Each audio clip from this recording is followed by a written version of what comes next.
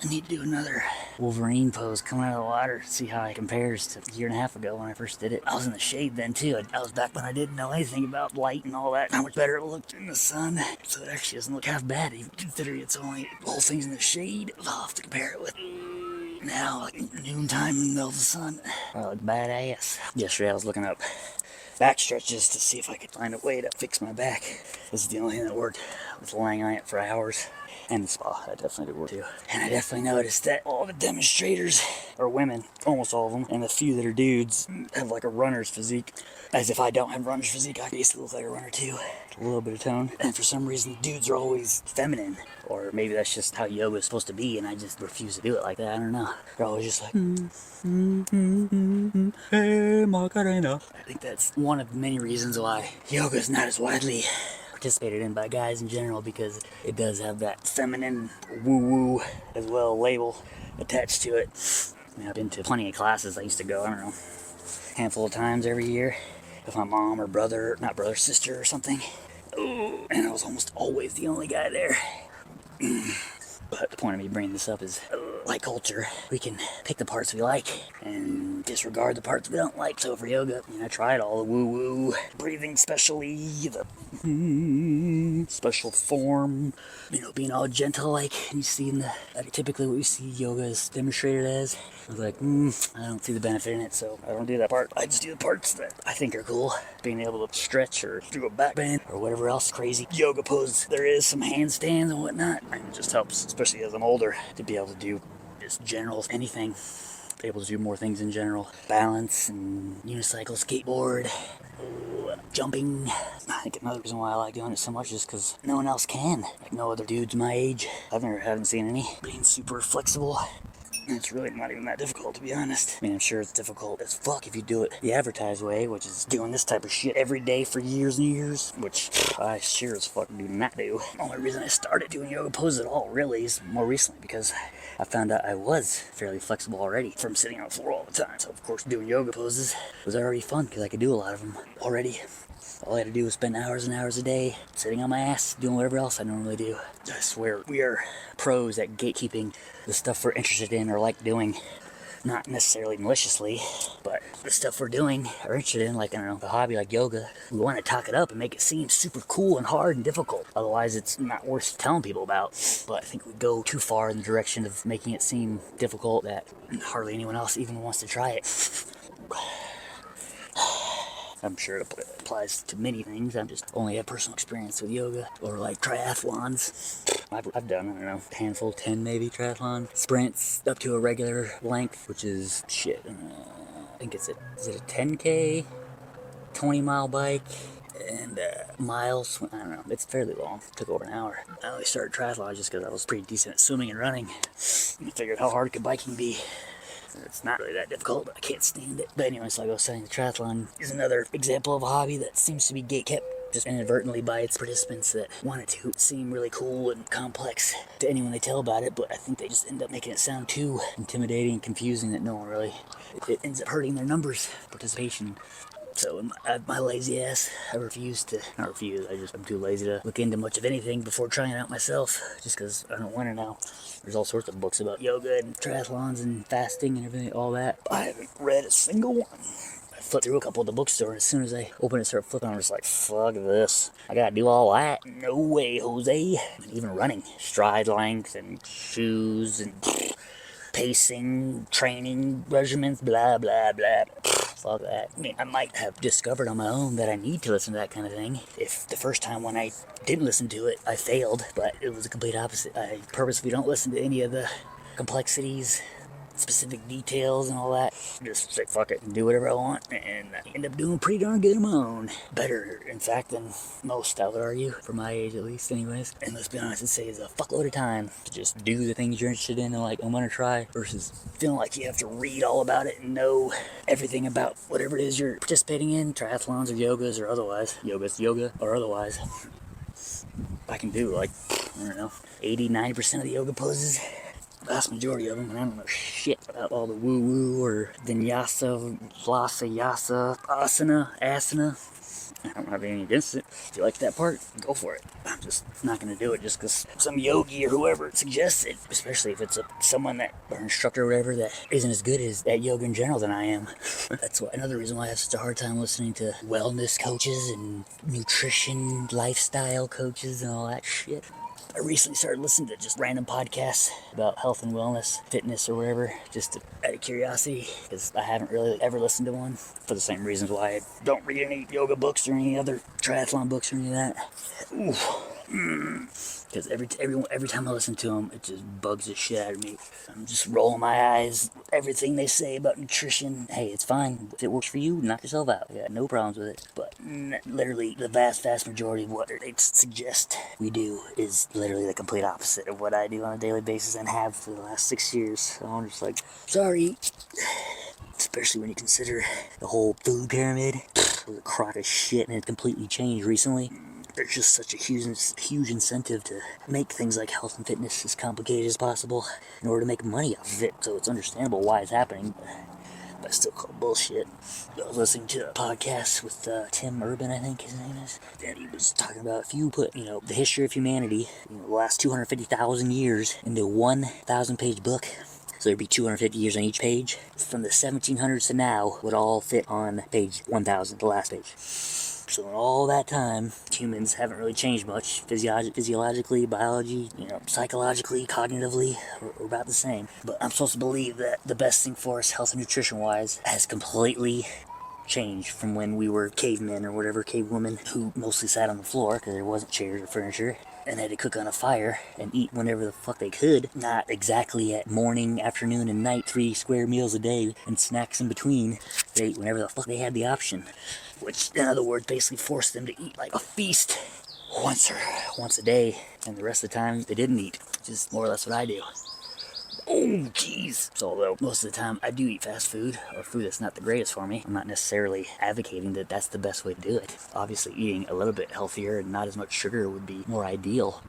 But if I can look like this and be in as shape as I am at 38 by fasting lazily, like it's not real strict, and eating absolute shit almost every day, I think that's more along the lines of what's best for humans in general. Just go along with the further proof of, the other 999 pages would show what humans have done for the majority of our time on this planet, which is fast. I don't even like calling it fasting, because really it's just how we ate for hundreds of thousands of years, like fucking kings for a meal, and then only once a day, or once every other day. And it seemed to work damn good, because we survived this long. But now that we've thrown in a money incentive for making health and fitness and nutrition more and more complicated, that's exactly what happened. It's more and more complicated, and there's, I was going to say $1 billion industry, I bet it's almost $1 trillion, and 100 different ways, recommendations to do it.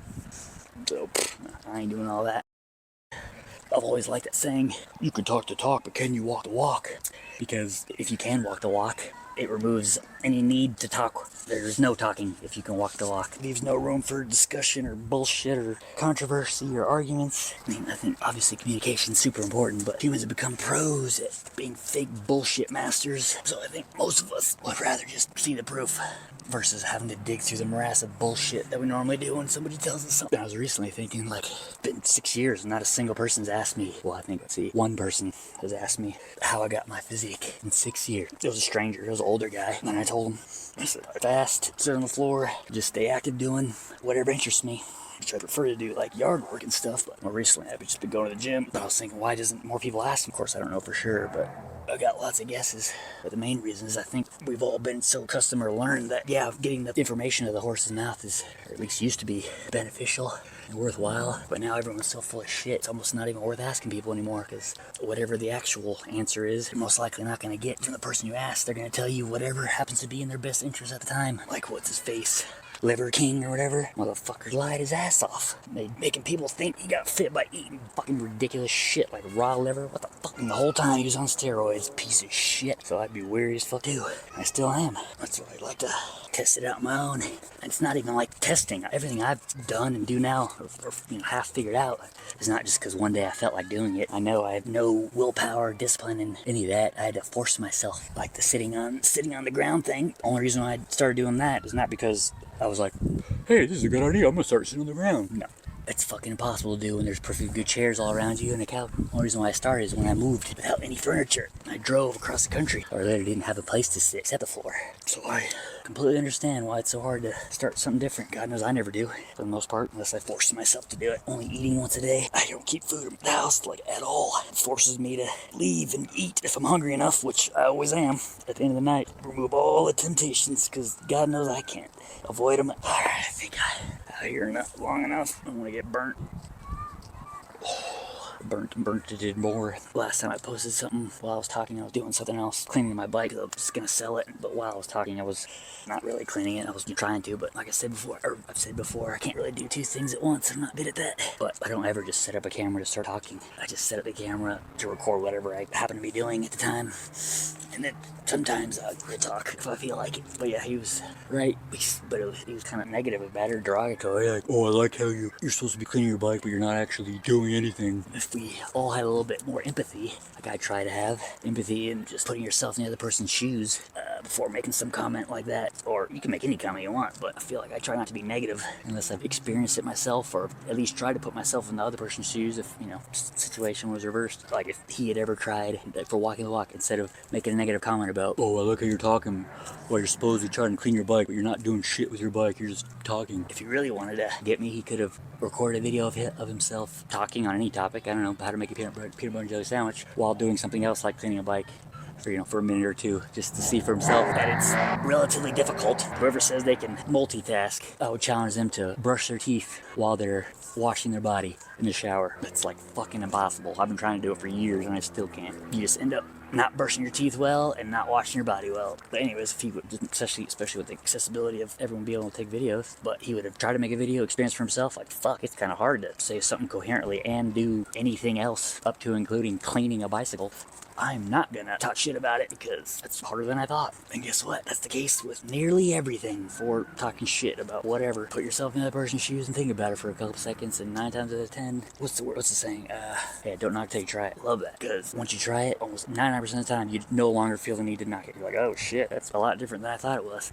That's why I'm always on about yoga pants. That squarely falls in the 1% of things that after trying it many times, I definitely want to knock it. I actually want to knock it more than I did before, because it's way worse than what I thought, which is rare. Way worse than that. Women say they wear them because it's comfortable, or, you know, they're good for yoga, blah, blah, blah. Bullshit. All bullshit, lies. Until I actually tried them on myself, which is fairly recently. I don't know, it was 3 or 4 years ago. It was the first time, I think. But for the most part, took them at their word. But once I tried them on and wore them a couple times, I'm like, those motherfuckers have been lying their asses off. Because when I put the yoga pants on, I saw immediately that it made my legs look worse, because the first time I put them on, I was relatively fit. My legs were fairly toned. So squeezing them tighter, especially for a guy, makes them look even skinnier than they already are. So that was the first thing I noticed, was that it doesn't make your legs look better unless your legs are chunkier than you'd like. Then of course they make them look better, because they squeeze them and make them smaller. Alright guys, you ready for the gym? Today, Junior? You know why yoga pants are always high-waisted all the way up to your belly button? Because it sucks in the part that's hard to stay skinny. It's usually fat up here. That's why they're high-waisted. Right here's the fupa, hides the fupa. So for me, my waist, down here by my hips, it's really easy to stay skinny up here. I mean, for the most part, that's not really where fat grows, way up here. It's all down here. So the high-waisted yoga pants gotta go like this and cover it up.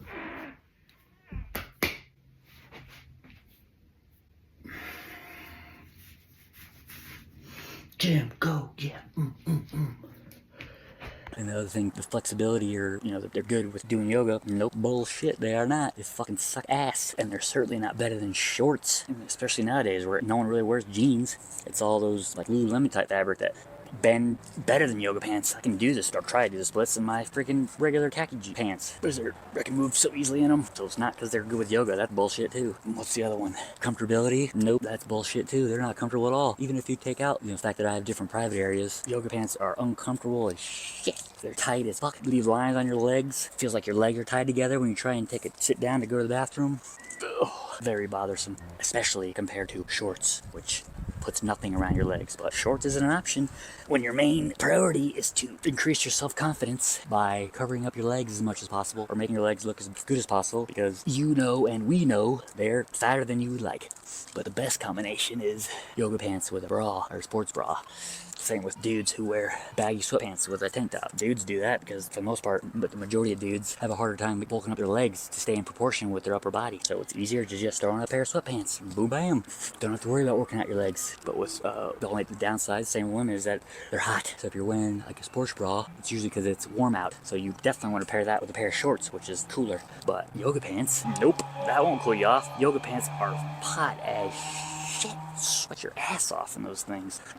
I admit, rolling up my shirt or wearing a sports bra, that cools me off big time, especially when I'm running. Oh, it's awesome. That's usually where I sweat, in my back of my stomach. I have to roll up my shirt, get some air in there, dry off real quick. But completely defeats the purpose if I'm doing that while I'm in yoga pants running, because my legs and ass are definitely sweating, that's for sure. And it's not getting any air if they've got yoga pants on. So the only reason to wear that combo is similar to the guys, where you're insecure about your legs or want them to look smaller than they actually are. Same with your butt. The tight yoga pants will squeeze the fat in. Same with the bra, and it'll just show off the top part of your stomach, which is usually fairly easy to keep skinnier because all the fat usually goes right here, which is covered up by the high-waisted yoga pants to cover up your fupa. But of all the times I've hiked up my shorts like this to have my tight, like bicycle short-looking shorts on and roll up my shirt, mimicking another girl that's in the gym or wherever, no one says a word, but they do act differently, that's for damn sure. Is that they really believe what they tell everybody else the reason why they wear what they wear is. It wouldn't bother them at all what I wear, but as soon as they see me mimicking what they're wearing, they seem to get real fucking uncomfortable. Start pulling on their shirt to try and cover up their stomach, or get a sweater to wrap around their ass, or just straight up leave. Gym time, baby. Today, Junior? I got my high-waisted yoga pants to cover up my poopa.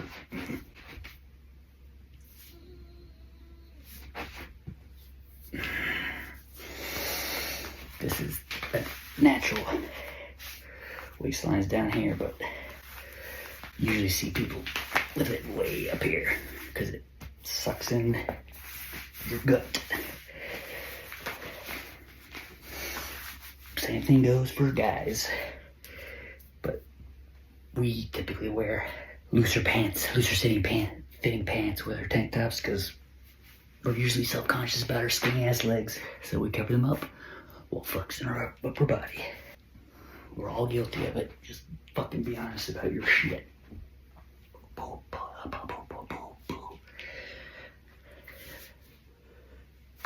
If gym attire doesn't look good on a very fit, shredded dude, you probably should be wearing it no matter what sex you are. Especially yoga pants. Fuck, I can't stand yoga pants on top of the million shitty parts of them. The main reason I don't wear them, to be honest, is because they make my legs look worse. When your legs are pretty muscular, yoga pants, squeeze them and make my legs smaller, which is what I don't want. Versus most women and many men, their legs are fat, so they're trying to squeeze it so it looks like muscle. But if you already have muscle and little fat, you don't want to squeeze it, because then it makes your legs look abnormally small. How long have I been out here? I've been recording now for 43 minutes. This is going to be like a 20 gig cinematic. It's enough for now.